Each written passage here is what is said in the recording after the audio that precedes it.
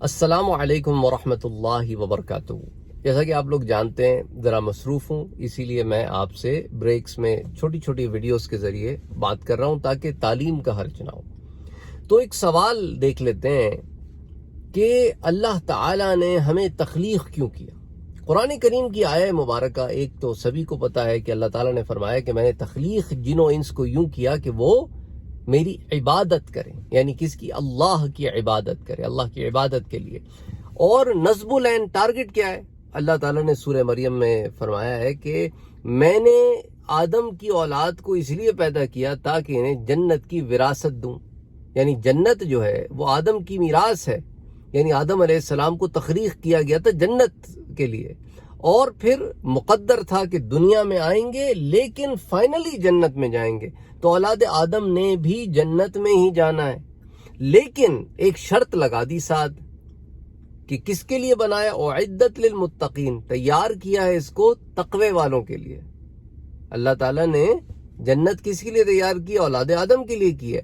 بنایا ساری اولاد آدم کو اسی لیے کیا کہ وہ جنت ہی میں جائیں، ہمیں جنت میں جانے کے لیے ہی بنایا ہے، لیکن ہم نے اپنے اعمال سے اپنے آپ کو گرتوں سے گرتا کر دیا۔ اس لیے کیا فرمایا اللہ نے کہ ہم نے لقد خلقنا الانسان فی احسن تقویم، ہم نے تو انسان کو بہترین ساخت پر پیدا کیا۔ ثم رددناہ اسفل سافلین، پھر وہ خود سب گرتوں سے گرتا ہو گیا۔ تو جب گرتوں سے گرتا ہوا تو کدھر گرا؟ جہنم میں گرا۔ ہم نے تو اٹھان دی تھی اسے، ہم نے تو اٹھان دی تھی، ہم نے تو اسے افضل بنایا تھا، فضل والا بنایا تھا، اکرام والا بنایا تھا، احسن بنایا تھا، تاکہ جنت میں داخل ہو، کہ جنت کے معیار پر تو ہو۔ لیکن اس نے اپنی کمبختی سے، اپنی بدبختی سے اپنے آپ کو گرتوں سے گرتا کر دیا۔ تو اللہ نے ہماری تخلیق کی ہے کہ ہم اس کی عبادت کریں، اور ہمارا مقام رکھا جنت، تو ہمیں بنایا جنت کے لیے، تو اس لیے مزاج جنتیوں والا ہے، اس لیے روح کا مزاج جنتیوں والا ہے، اور نفس کا مزاج دوزخیوں والا ہے۔ تو جب دونوں میں آپس میں لڑائی ہوتی ہے تو اگر نفس کا پلڑا بھاری ہو جائے تو انسان جنت کے راستے کی طرف گامزن ہو جاتا ہے، امارہ سے اٹھا کے مطمئنہ کے راستے پر گامزن ہو جاتا ہے، اور جب مطمئنہ کے راستے پر آ جاتا ہے وہ استقامت اختیار کر لیتا ہے، وہاں پہ ٹھہراؤ آ جاتا ہے اس کی طبیعت میں، اللہ کی مرضی اور حکم سے ہوتا ہے، اس کے کرم اور فضل سے ہوتا ہے، تو پھر وہ اس مقام پر پہنچتا ہے کہ اللہ تعالیٰ فرماتا ہے کہ اے اطمینان والی جان، یا ایتھا النفس المطمئنہ ارجعی الی ربک راضیۃ مرضیہ فادخلی فی عبادی وادخلی جنتی۔ تو اے اطمینان والی جان، چل آجا اپنے رب کی طرف، تو اس سے راضی، وہ تجھ سے راضی، آجا پھر میرے بندوں میں داخل ہو جا، میں تجھے اپنی جنت میں داخل کر دیتا ہوں، تو میرا بندہ بن کے رہنا۔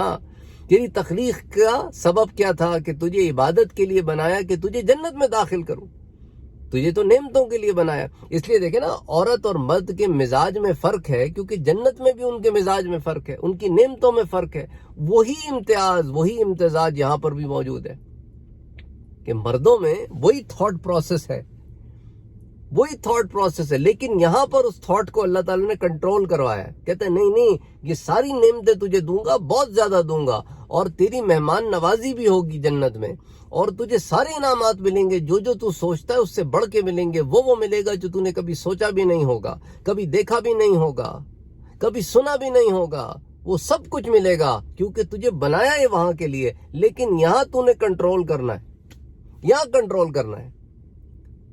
اور عورت کے لیے بھی ایک مزاج بنایا، اس کا ایک ذہن بنایا، وہ اپنے ذہن سے سوچتی ہے۔ ہوتا کیا ہے، وہ جنت کو بھی کہتی ہے مرد کی جنت بھی میرے ذہن کے مطابق ہو، ایسا نہیں ہو سکتا۔ جیسے مرد کی جنت عورت کے ذہن کے مطابق نہیں ہو سکتی، کہ وہ کہتی ہے کہ بھئی جو میرے دماغ میں، جو میرے مزاج میں آ گیا، مرد کو بھی بس اتنا ہی ملنا چاہیے۔ وہ مرد کا مزاج ہی نہیں ہے، مرد کا مزاج الگ ہے۔ اللہ نے مرد کو اس کے مزاج کے مطابق انعامات دیے، عورت کو اس کے مزاج کے مطابق انعامات دیے۔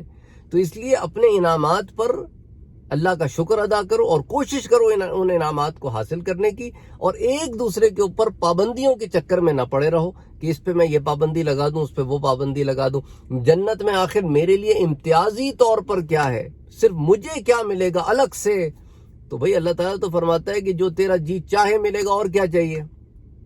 یعنی عورت اور مرد میاں بیوی کے ملنے کے بعد عورت پھر کنواری ہو جائے تو عورت کے لیے تو کتنا بڑا وہ ہے کہ وہ سارا عمر جو ہے وہ اسی چکر، جب عمر ڈھل رہی ہوتی ہے تو اس کا کیا پروسیس ہوتا ہے، تھاٹ پروسیس، کہ میں کسی طرح پھر سے جوان ہو جاؤں اور جوان ہی رہوں، یہ بڑھاپا نہ آئے مجھ پر، ہیں؟